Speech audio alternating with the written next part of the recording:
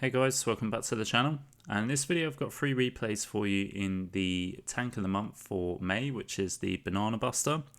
This tank is a tier 7 premium mercenary tank at tier 7, I think I've said that.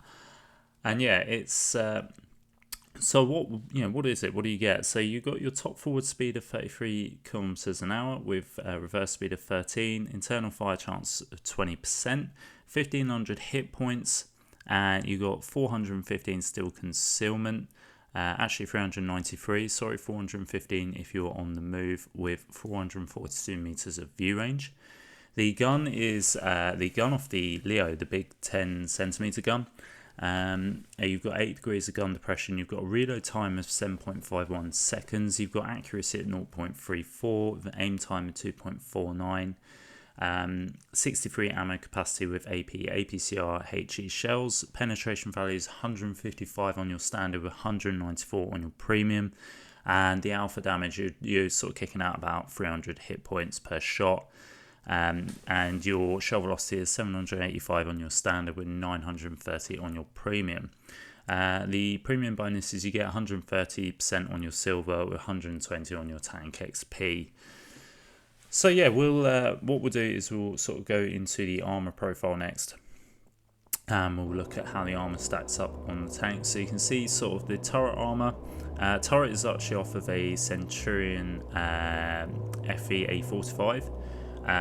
So the turret armor isn't that bad, to be fair. From what you can see, you sort of got between 121 161 millimeters of thickness. Same sort of on the upper plate and the lower plate. It's got some good thickness there, so some good frontal armor. The side armor is pretty good as well, for side scraping and stuff. And then you see the modules, engines and fuel tanks in the back with your ammo to the side, sort of similar positions as well as to the fuel tanks, and then obviously in the center of the tank as well. So the equipment setup I have for this tank is I've got gun rammer, vertical stabilizers, and I've actually put a traction system on this, just to try and boost the mobility if I can, sort of the speed, reducing the ground resistance and things like that. Perks I've got Born Leader, Rapid Reload, Sixth Sense, Steady Aim, Snapshot, Clutch Braking, Situational Awareness, Track Mechanic, and Off-Road Driving. Again, a mixture of perks just to try and improve the mobility on this tank because it is quite slow. So yeah, what we will do is we will get straight into the gameplay, and we'll see how it pans out. So yeah, we're on the first game here on Cliff, and yeah, just before we sort of get into obviously the battle and the gameplay, the sort of makeup of this tank, obviously it's a mercenary tank, so with mercenary tanks they're sort of made up of components from different tanks. So you'll see sort of the hull is quite familiar. It's a Churchill hull. Turret, like I say, is from the Centurion, and then you've got the gun, which is from the Leo, the Swedish medium tank at tier 7, and it's got the bigger gun, so the 10.5 centimeter gun on this thing, as opposed to with the which you get on the Leo, but you've also got the small 75mm gun as well, which obviously have rapid reload, but this just has the big gun from the Leo. And so yeah, we're on the first replay here on Cliff. We're going to see how we get on, just sort of showcase some features on this tank. So yeah, like I say, sort of just expanding on the perks and the equipment I sort of set up for this tank. I wanted to sort of go for the gun perks and obviously improving the mobility as well. I mean, obviously you can sort of swap, you could swap traction out for something else if you wanted to. Some people would argue maybe you could put sort of the engine upgrade system on as a perk and drop sort of either gun rammer or first stabs. But personally, I think with the big alpha gun, it's you're probably best off having that sort of first stabs and gun rammer. If I was going to drop either one of those, if I really had to, then I would probably drop first abs. You know, you just obviously have to deal with a little bit more dirtiness on the gun.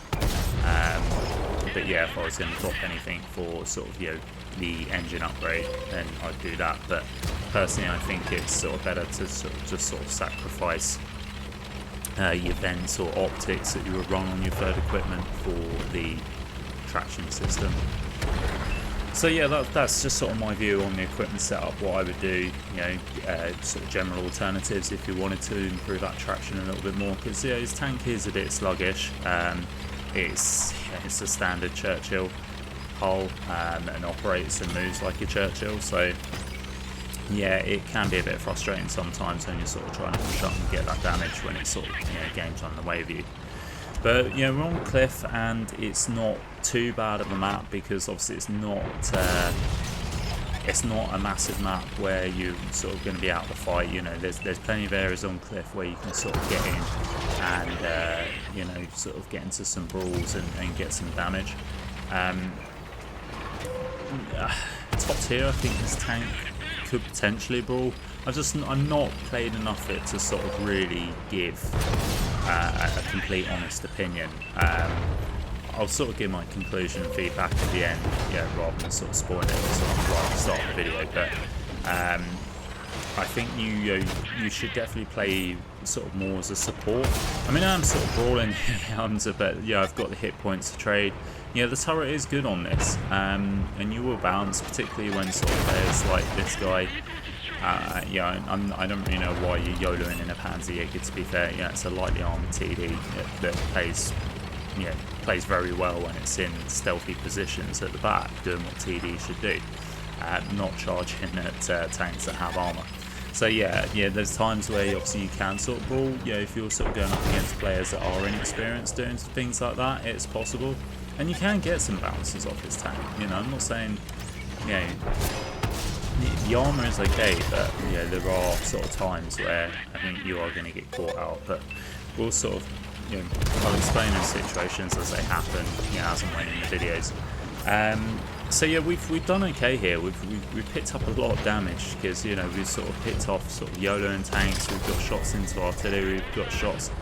Yeah, we've done okay. We did get slapped by that dreadnought there, which was unfortunate. But you know, we've got 3 tanks left. I'm sort of thinking, you know, at this stage of the game, I know the game is kind of in the bag. With the amount of tanks we've got left, the way the game is, where I know the tanks are, it was sort of, I felt like it's a pretty foregone conclusion. So I could take a shot at that dreadnought, to be fair. I had the hit points to spare for it. You know, maybe I might have been unlucky there if I got caught out and sort of high rolled by that TD.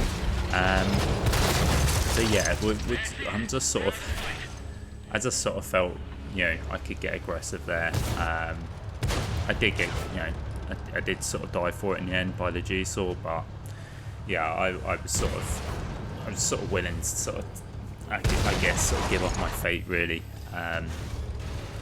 Yeah, maybe if I sort of played a little bit better and didn't get hit by that dreadnought, we could have got a little bit more damage out that game. But yeah, in the end, it's just, yeah, it was a decent game enough. You know, sort of putting my fair share of damage.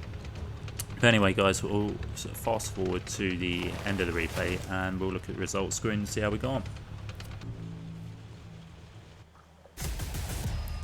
And there we go, we pick up the win there. And yeah, we come top of the board there with 3 kills, just under 4,000 damage. Only picked up 397 assists there, and just a little bit of blocked. Got the higher caliber and the first class out of that, so I was quite pleased with that game and the outcome of it. So what we'll do is we'll move into replay number 2, and yeah, we'll look at some more features of the tank. So we're here on mines, and I think we are top tier in this game. Last game we were actually mid tier, but this one I think we are top tier if I remember rightly. And yes, we're on the north spawn, I believe. So what I'm going to do is I'm going to make my way to the middle. We've got 8 degrees of gun depression on this tank. Now, one thing I should mention, which I find quite frustrating with this tank, is You move your gun to the left and right. You can see sort of the the armour sort of going over the tracks kind of lifts up and goes over. So when you sort of move your tank to the left, yeah, if you're trying to use that 8 degrees of gun depression, but you're sort of hanging the gun sort of over those track shields, your gun will actually go up and you'll lose sort of like 2 degrees of gun depression. It's really annoying. I mean, you can kind of see I'm sort of having a sort of overpeak and struggle there. But sort of facing my tank frontally, the gun depression, you know, goes to 8 degrees. But as soon as I sort of swing it over the left or right of the tank, the gun goes up by sort of 2 degrees. And yeah, it's just really frustrating, to be fair. So you have to be mindful of that when you're sort of going hold down. But yeah, it's caught us out a few times and it has been quite frustrating. But yeah, one thing to notice, guys. So we've gone to sort of this quite a strong point here, and what this does is essentially kind of halts the cross a little bit from the tank sort of coming up to the middle. You can see this this enemy medium tank sort of trying to chance his luck. He's trying to get shots into us. We stopped him from crossing up to the middle, up to the hill there. Tanks that essentially get on the hill have quite a big advantage because when you get up on the hill, you have multiple angles of shots and you can potentially stop teams from progressing down different flanks. You know, you can also reset the cap if you wanted to. The only way sort of any enemies are going to sort of be hidden if you're sort of on the hill covering that base area, sort of the 9890 line, is by either, you know, what those reds are doing, which is hugging the hill itself or hiding in buildings. But you know, if you're hiding in buildings, you're essentially not going to be able to move. So as soon as you move, you're going to get shot from the hill. So it's yeah, getting the hill is certainly an advantage. And this is what I'm sort of looking at here.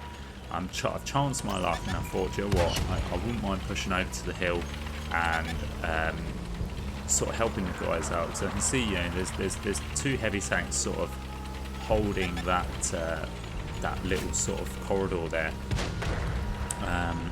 But there are sort of tanks there, you know, there's kind of overmatched a little bit with 3 tanks there and, you know, a couple in the base. And I don't think they're going to get much support from the guys that are camping a 4-5. So, and obviously they're capping base as well. And you know, you can see that corridor is sort of being cleared out now.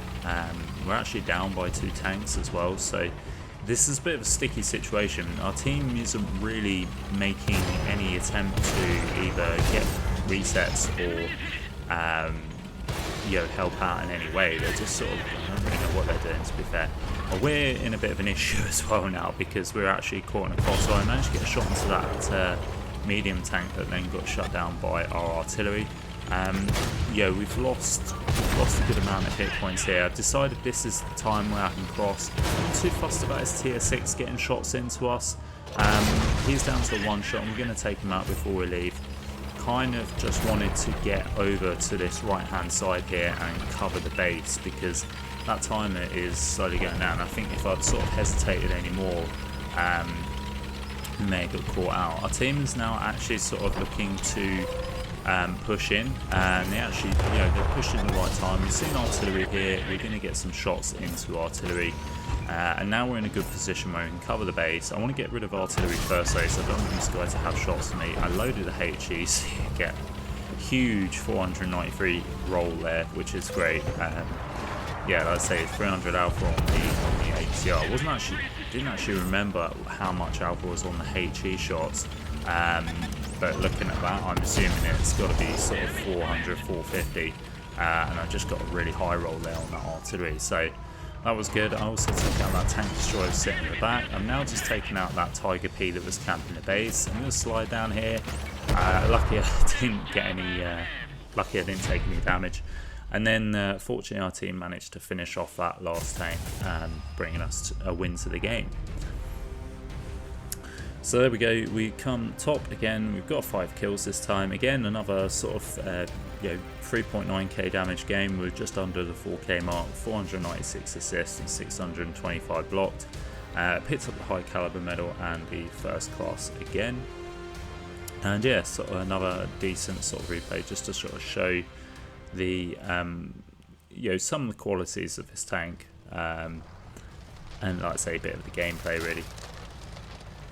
So we're on to the final video. I do apologise. Unfortunately, I'm still having issues with the recording system. Xbox is having a bit of a glitch at the moment, and how I sort of record off Xbox, it's just, yeah, the update has sort of caused a lot of issues with recording. So sometimes I'll get sort of recording onto my USB, other times it just glitches out and have to go and use this replay system.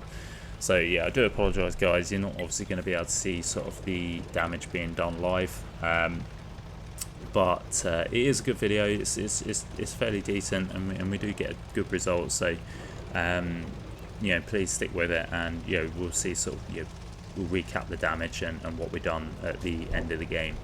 But for now, we'll sort of just look at the gameplay and we'll see how we get on. And there are some areas of this video where we can sort of highlight how good the armour works when you side scrape.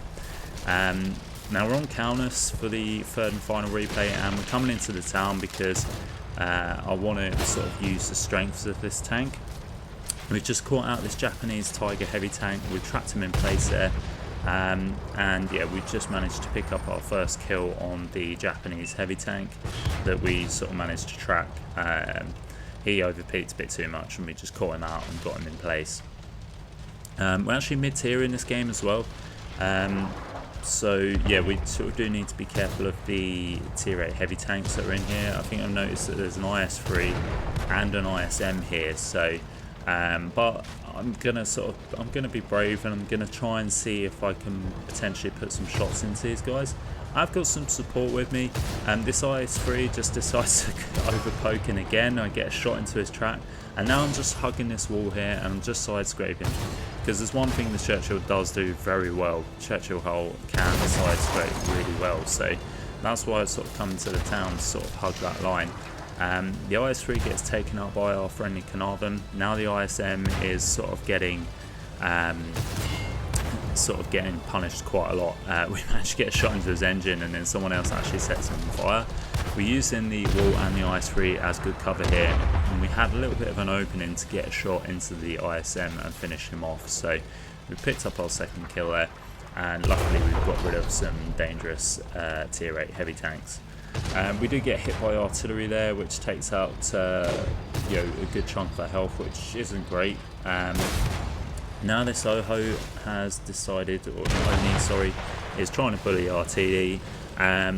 The Carnarvon does a fantastic job of ammo racking in and getting 700 damage to that, so fair play to him. Now we see this Japanese tank destroyer, tier 6 tank destroyer. Carnarvon's getting shots in, so we did get a shot in. Unfortunately we weren't able to finish that guy off.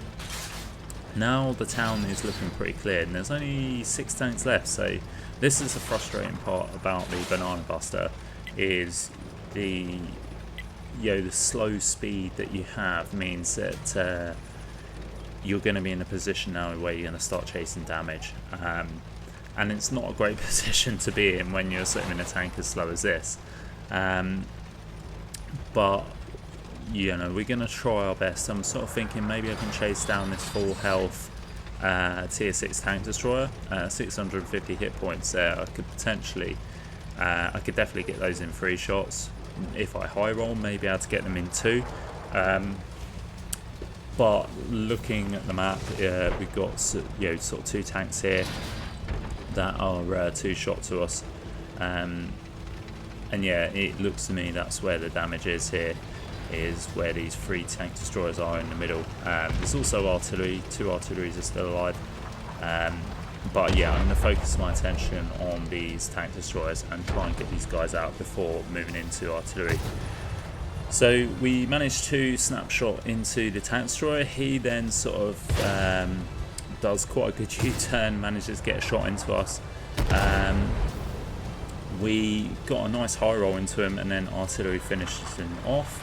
But yeah, we picked up some more damage out of that engagement. The other 2 tank destroyers, they get finished off, so all that's left is artillery, and now it's just sort of a race against time. It's annoying you can't actually see where the rest of my teammates are on the map. There's literally just me, there's Calliope and a heavy tank behind. We do see the M12.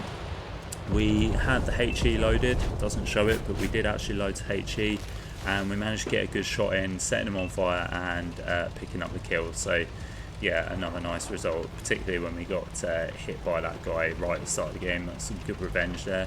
We're going to try and see if we can get round and finish off this second artillery tank. I'm a bit dubious if I'm going to get there, to be honest, but you know, he's got to be around here somewhere. I'm pretty sure he's going to be in this corner.